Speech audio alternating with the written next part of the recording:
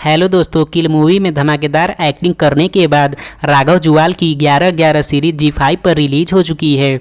Villain के किरदार के बाद राघव जुवाल इस मूवी में एक ईमानदार और ड्यूटीफुल पुलिस ऑफिसर के किरदार में मर्डर मिस्ट्री सॉल्व करते हुए नजर आ रहे हैं।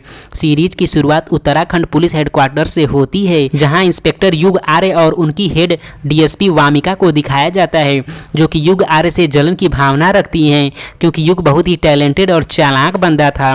आगे पता चलता है कि सरकार ने कानून व्यवस्था में बदलाव करते हुए 15 साल पुराने हर केस को क्लोज करने का फैसला ले लिया है। इस फैसले को सुनकर एक मां दुखी हो जाती हैं, क्योंकि उनकी 8 साल की बच्ची का मर्डर हो गया था और वो पिछले 15 सालों से अपनी बच्ची को न्याय दिलाने के लिए पुलिस स्टेशन का चक्कर लगा रही थी। चूंकि वह बच्ची युग आर्य के पहचान की थी, इसलिए इंस्पेक्टर युग आर्य उस बच्ची के मर्डर केस को 3 दिनों में सॉल्व करने का फैसला करती हैं। जिस दौरान रात 11:11 पर पुलिस स्टेशन के स्टोर रूम में रखे कबाड़ के रूप में एक वाकी टाकी की लाइट ऑन हो जाती है और उस वाकी टाकी पर सौर्य अटवाल नाम के पुलिस ऑफिसर की रिपोर्टिंग की आवाज भी सुनाई देती है, जो कि 15 साल पहले इस बच्ची के मर्डर केस का इंचार्ज था।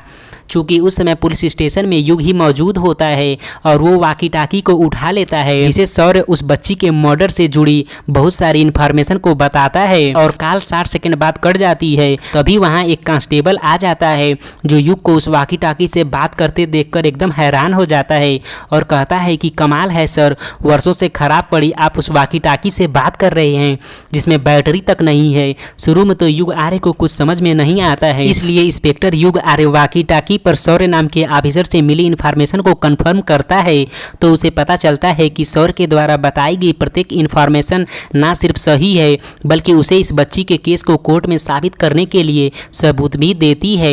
इन सबूतों के जरिए युग और वामिका उस बच्ची के कातिल को पकड़ लेते हैं, जिसके बाद यह केस मीडिया में काफ़ी वायरल हो जाता है। इसलिए सरकार फैसला करती है कि जितने भी पुराने केस हैं सबको फिर से ओपन करके इन्वेस्टिगेट किया जाए।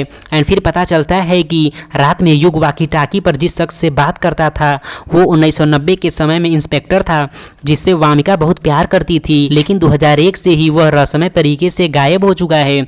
अब हर रात 11:11 पर सौर्य की युग से बात होती है और दोनों एक दूसरे से कुछ ऐसा क्लू शेयर करते हैं जिससे वे अपने अपने टाइम के केस को सॉल्व करके कातिलों को पकड़ते हैं। लेकिन वामिका इस बात से बिल्कुल भी अनजान थी। पूरी सीरीज में 1990, 2001 और 2016 के टाइम में हुए घटनाओं को दिखाया गया है, जो कि किसी न किसी प्रकार से एक दूसरे से जुड़े हुए हैं, जिन घटनाओं को सुलझाने में युग, वामिका और सौर्य लगे हुए हैं। अब उस वाकी टाकी का क्या राज है जिस पर हर रात 11:11 पर ही सिग्नल आता है, और क्या वामिका को अपना प्यार हासिल होगा कि नहीं, यही सब आपको इस वेब सीरीज में दिखाया जाएगा। 11-11 वेब सीरीज के पहले 4 एपिसोड में कहानी एक ही केस के इर्द गिर्द घूमती है, जबकि अन्य 4 एपिसोडों में 2 और केस को दिखाया जाता है। सीरीज का क्लाइमेक्स आपको सोचने पर एकदम से मजबूर कर देगा, जबकि अदाकारी में राघव जुवाल ने बाजी मार ली है। दिन पर दिन उनका हुनर निखरता जा रहा है, जिनकी जुगलबंदी कृतिका कामरा के साथ एक नंबर है।